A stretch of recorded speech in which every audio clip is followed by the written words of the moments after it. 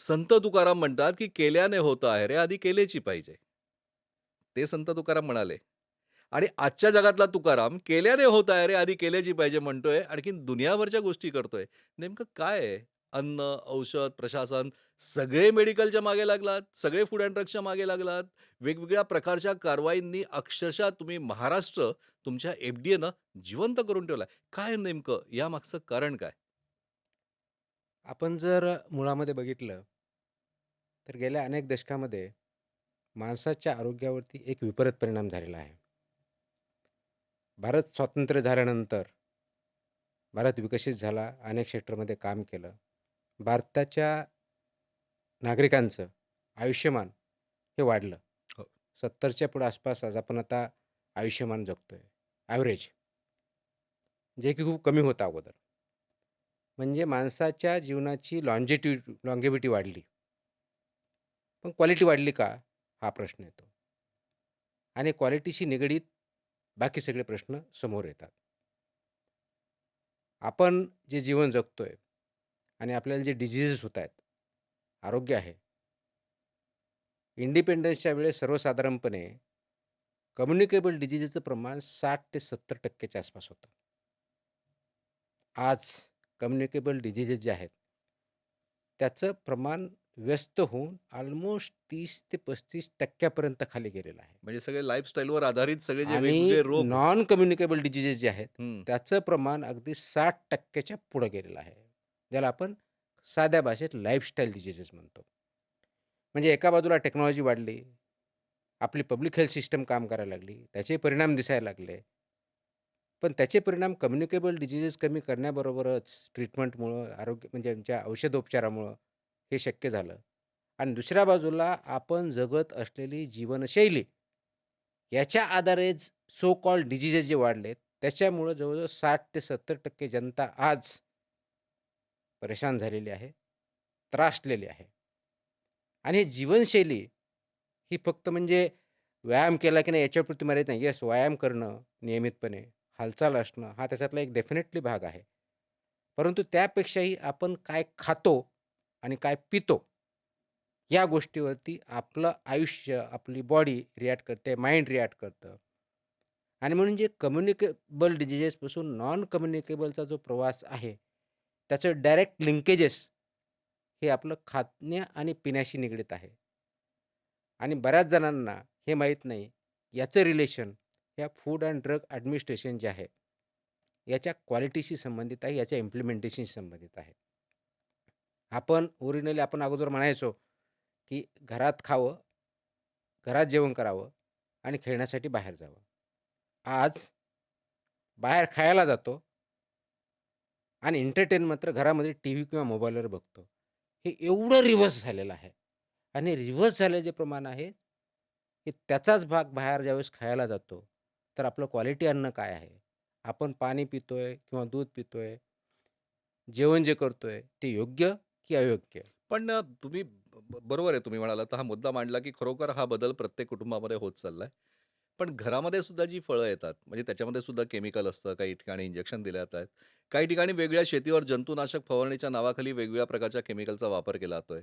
सरकार नावाची यंत्रणा पहिल्यापासून या सगळ्या गोष्टींवर अंकुश ठेवण्यासाठी होती. त्याच व्यवस्थेचा एक भाग म्हणून तुम्ही या सगळ्यांकडे बघताय आणि त्याच व्यवस्थेचे एक सरकारी अधिकारी, कर्मचारी किंवा त्या माध्यमातून तुम्ही हे सगळं करण्याचा प्रयत्न करताय. मग हे तुम्हीच का? म्हणजे आत्तापर्यंत का नाही कोणी केलं? मला वाटतं प्रत्येकाने करण्याचा प्रयत्न केला. कुणाला यश आलं असेल, कुणाला तेवढं यश आलं नसेल. कुणाला तेवढी पब्लिसिटी भेटली असेल, कुणाला तेवढी भेटली असेल. प्रश्न फक्त कोण होतं किंवा कोणतं डिपार्टमेंट एवढ्यापुरतं मर्यादित नाही आहे. प्रश्न हा पूर्ण समाजाचा, समाजामधल्या प्रत्येक घटकाचा आहे. मग ॲज अ रेग्युलेटर, एफ-डी-ए म्हणून ॲज अ रेग्युलेटर म्हणून म्हणतो. हा एवढ्यापुरता मर्यादित नाही आहे. तर याच्यामध्ये काम करणारे फूड बिझनेस ऑपरेटर, फूडच्या बाबतीत जर बोलायचं असेल ते आहेत. किंवा मेडिसिनच्या बाबतीत तर ड्रगच्या बाबतीत मॅन्युफॅक्चरर्स, डिस्ट्रिब्युटर्स यांच्या बाबतीतला आहे किंवा हॉस्पिटलच्या बाबतीतला आहे. आता ह्या ज्यावेळेस म्हणतो, तर याच्यामध्ये एक बेसिक फरक 2006 मध्ये आला. त्याच्या अगोदर आपल्याकडे कायदा जो होता, तर prevention of food adulteration act होता. म्हणजे अन्नधान्याची भेसळ थांबवणं हा कायदा होता तो 1950च्या दशकात 1954 का 56च्या आसपासचा तो कायदा आहे. म्हणून अन्नामधली भेसळ थांबवणे हा त्याच्या पाठीमागचा उद्देश होता.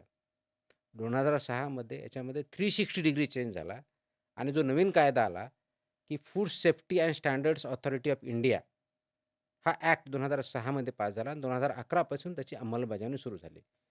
म्हणजे भेसळ रोखण्यापासून ते फूडचे स्टँडर्ड्स आणि सेफ्टी याच्यापर्यंतचा 360 डिग्री जो चेंज झाला, ह्या कायद्यामुळे झाला.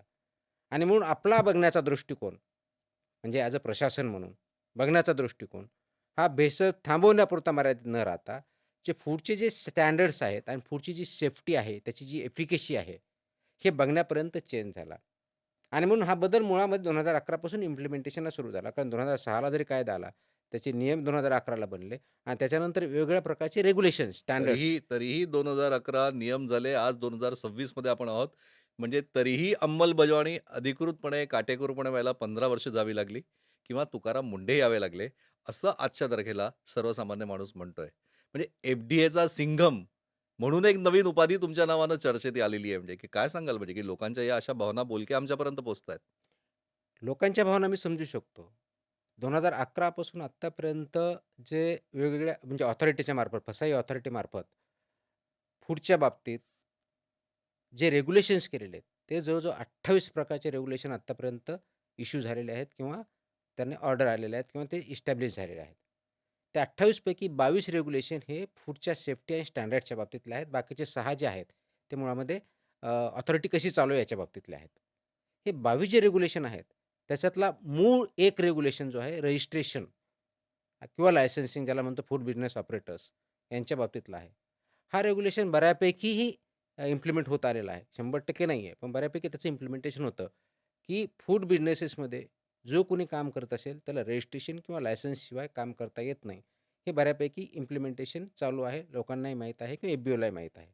अजूनही असे बरेच फूड बिझनेस ऑपरेटर आहेत, ते विदाऊट लायसन्स चालतात किंवा विदाऊट रजिस्ट्रेशन. म्हणजे ते टर्नओव्हरच्या याच्यानुसार ठरतं. रजिस्ट्रेशन हे 1.5 कोटीपर्यंतचा ज्यांचा टर्नओव्हर असेल, त्याला रजिस्ट्रेशन देतो. 1.5 कोटीच्या वरची जी असेल, तर आपण त्याला लायसन्सेस म्हणजे म्हणतो. पळवाट शोधणारे अजूनही आहेत. आणि डेफिनेटली आहेत. याचमुळे वेगवेगळ्या प्रकारचे व्यापारी, फार्मसिस्ट, काही डॉक्टर्स म्हणजे या सगळ्यांना सगळ्यांना तुम्ही एक दहशतवादी वाटता की काय? म्हणजे की अशा प्रकारचं एक चित्र आहे, की म्हणजे की तुकाराम मुंढे हे ज्या पद्धतीनं काम करताय, हे स्वतःची दहशत माजवण्याचं काम करताय. अशा प्रकारचे सुद्धा एक आरोप एकीकडे होत आहे. तर दुसरीकडे सर्वसामान्य माणसं दुधाने अभिषेकही करताय. तुमचं काय आहे नेमकं हे? ना मी दहशतवादी आहे, ना मी देव आहे, ना दानव आहे. मी एक सिव्हिल सर्व्हंट म्हणून माझं काम करण्याचा प्रयत्न करतो. माझा बघण्याचा दृष्टिकोन कोणत्याही पोस्टवरती मी ज्यावेळेस काम करतो, त्यावेळेस असा असतो, की मी फक्त त्याचा जॉब चार्ट बघत नाही. तर त्या पदाची भूमिका काय असावी, या दृष्टिकोनातून त्या पदाकडे बघतो किंवा त्या पदावरती काम करताना बघतो. म्हणून as a commissioner food and drug administration ज्यावेळेस बघतो, त्यावेळेस 2 विंग आहे त्याच्यामध्ये. एक फूड मागे तुम्ही हेल्थ सुद्धा बघितलं होतं. त्याचाही फायदा तुम्हाला डेफिनेटली. अ, अ, जे आपण सांगता की वेगवेगळ्या सेक्टरमध्ये काम करण्याचा डेफिनेटली फायदा होतो. त्याचं एक नॉलेज येतं. त्याचे इम्प्लिमेंटेशन किंवा खाचखळगे माहीत होतात. याचा डेफिनेटली फायदा होतो.